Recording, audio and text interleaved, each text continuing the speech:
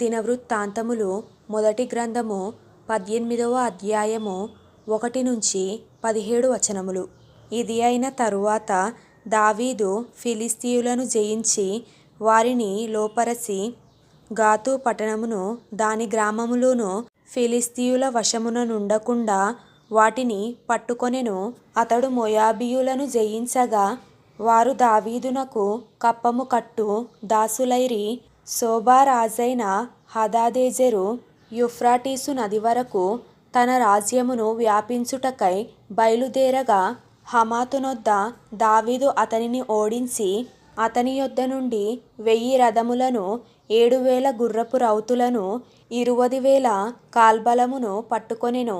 దావీదు ఆ రథములలో 100కి కావలసిన గుర్రములను ఉంచుకొని కడమవాటి కన్నిటికి చీలమండ నరములు తెగవేయించెను.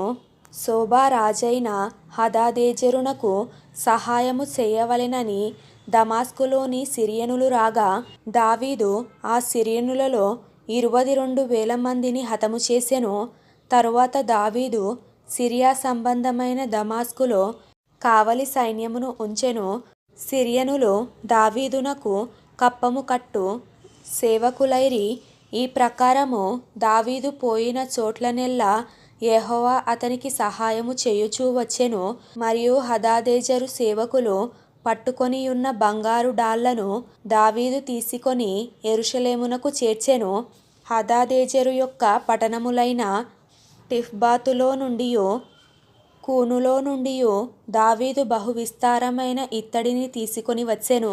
దానితో సొలొమోను ఇత్తడి సముద్రమును స్తంభములును ఇత్తడి వస్తువులను చేయించెను.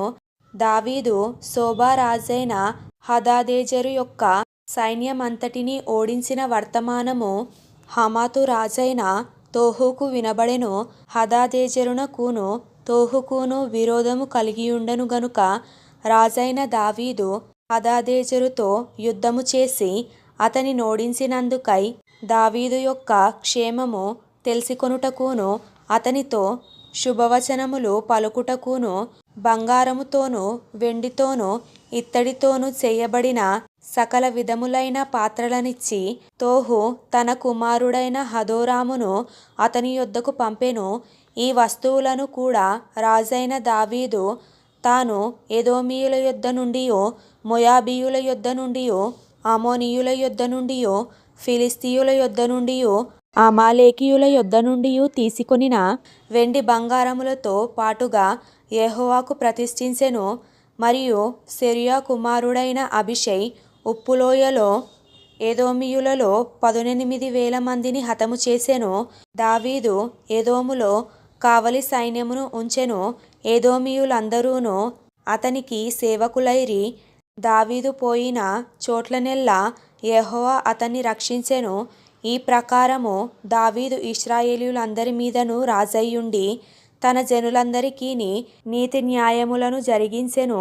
సెరూయా కుమారుడైన యోవాబు సైన్యాధిపతియై యుండెను. అహిలూదు కుమారుడైన యెహోషాపాతు రాజ్యపు దస్తావేజుల మీద నుండెను. అహిటూబు కుమారుడైన సాదోకును అబ్యాతారు కుమారుడైన అబీమెలెకును యాజకులు షావుషా శాస్త్రి యెహోయాదా కుమారుడైన బెనాయా కెరీతీయులకును పెలేతీయులకును అధిపతియై యుండెను.